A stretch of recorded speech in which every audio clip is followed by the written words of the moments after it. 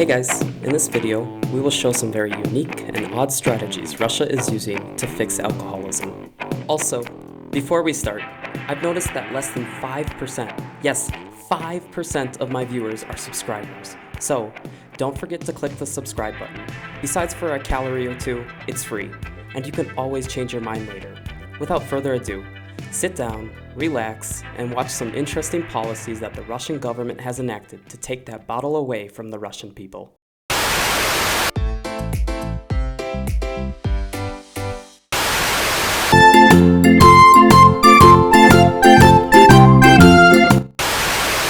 Since its creation and introduction around the 14th century, vodka quickly swallowed up the Russian populace, and by the start of the 20th century, 90% of alcohol consumption in Russia was from vodka. Under the Soviet period and later the rise of Western influence since the fall of the USSR, this percentage has waned, yet still stays strong at 70% of consumed alcohol in Russia. There are many negatives of alcohol in Russia.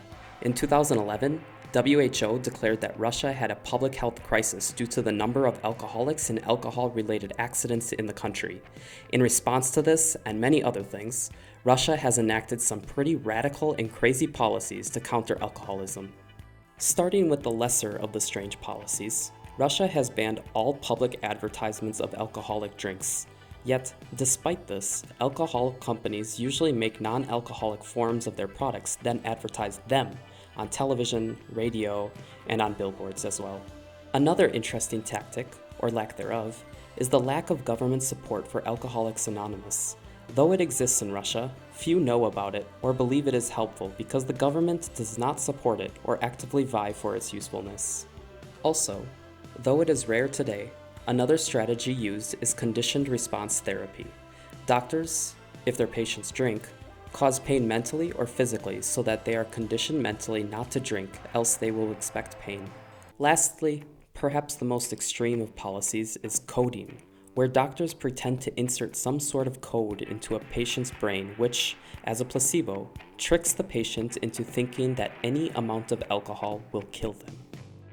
Nonetheless, though these practices are existent and are or were supported by the Russian government, it is important to note that, especially in the past 5 years, modern practices and methodology have both been almost wholeheartedly embraced by the Russian government and worked unbelievably well.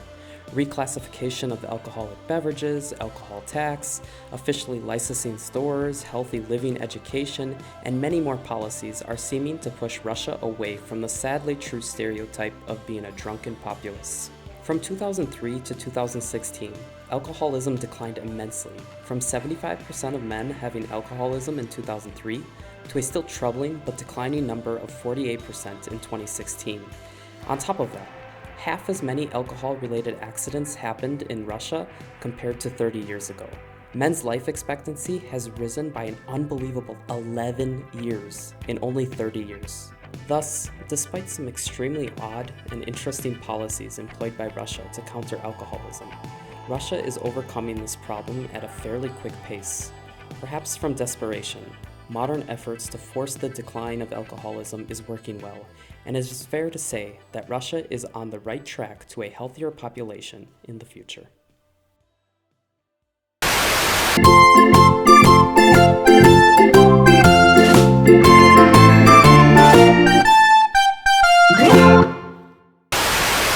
Thanks for watching.